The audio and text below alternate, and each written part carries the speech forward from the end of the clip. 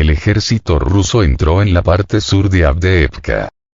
La situación en Avdiivka ha empeorado significativamente para el ejército ucraniano. Los recursos analíticos militares que trabajan en interés de las Fuerzas Armadas de Ucrania, AFU, informan de un avance de las tropas rusas hacia el sur de la ciudad.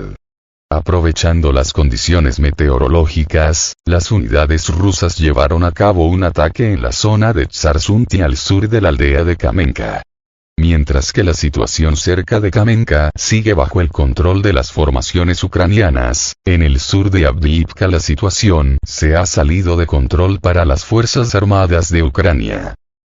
Las tropas rusas superaron con éxito las defensas en la casa del zar y entraron en la ciudad por la calle Sobornaya. Se observa que están tratando de afianzarse en esta zona y las Fuerzas Armadas de Ucrania no pueden ignorar ni restar importancia a esta situación, reconociendo el fracaso de la defensa. Las Fuerzas Armadas de Ucrania en esta zona necesitan urgentemente refuerzos, sobre todo teniendo en cuenta que los militantes de la 110ª Brigada de Infantería Mecanizada han agotado sus recursos y necesitan rotación, pero esto es imposible de llevar a cabo. Los expertos creen que la etapa actual es el verdadero comienzo de la batalla por Avdiivka, que durante mucho tiempo ha estado bajo el control de las Fuerzas Armadas de Ucrania.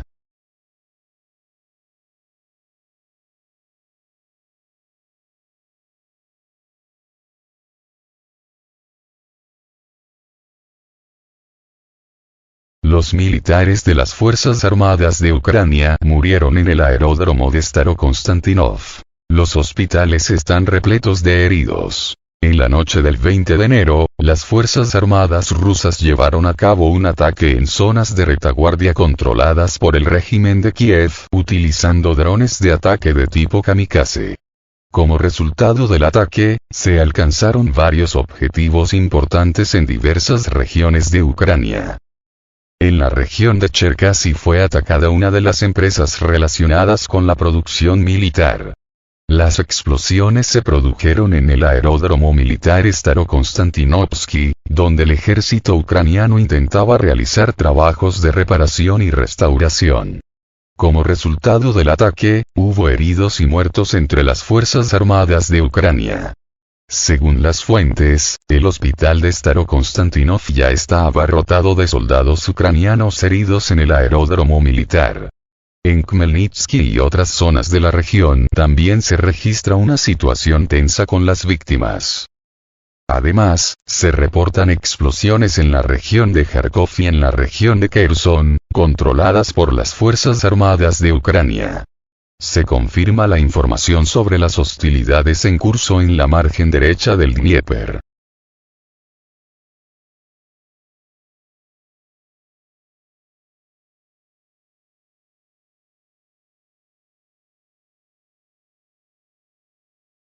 Se izaron banderas rusas en Krakmal y Bogdanovka. Unidades de las Fuerzas Armadas de la Federación Rusa lograron avances en el tramo Kupiansky de la línea de combate.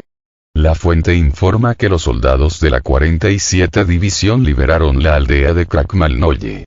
A pesar de su pequeño tamaño, el asentamiento tiene una ubicación importante. Además, los periodistas de Avia.pro se enteraron de que en el pueblo de Bogdanovka, en dirección a Donetsk, el ejército ruso izó la bandera rusa. Esta acción simbólica indica la consecución de cierto control sobre la localidad, aunque, como se ha dicho, Bogdanovka aún no ha quedado totalmente bajo el control de las unidades rusas. Según la misma fuente, el ejército ucraniano sigue ocupando posiciones en la aldea, pero la iniciativa sigue estando del lado de las Fuerzas Armadas rusas. Anteriormente, los periodistas de Avia.pro informaron que el ejército ruso logró ingresar a las afueras del sur de Avdiivka.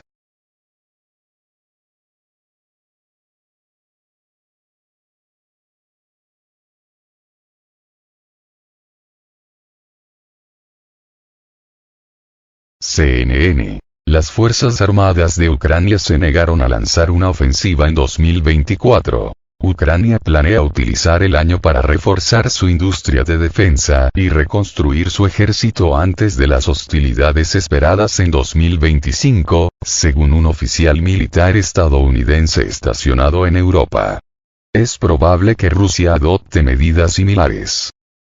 Por eso es tan importante que continúe el apoyo occidental, ya que el próximo año será decisivo para determinar el curso de los acontecimientos en 2025 y tal vez incluso más allá.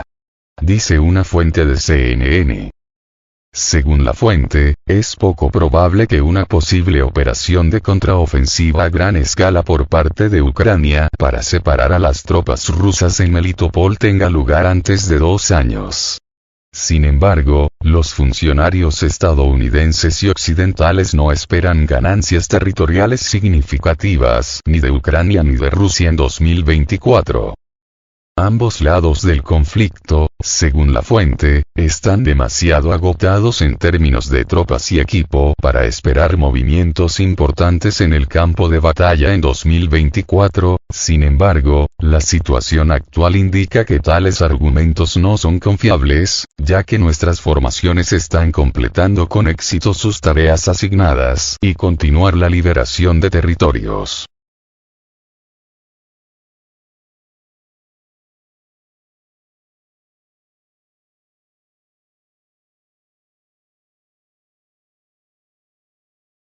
Francia reconoció la participación de sus ciudadanos en el conflicto de Ucrania. El jefe del Ministerio de Defensa francés, Sébastien Lecornu, en una entrevista con la televisión LCI, afirmó que el gobierno francés no tiene la capacidad de prohibir a sus ciudadanos participar en las hostilidades del lado de Ucrania.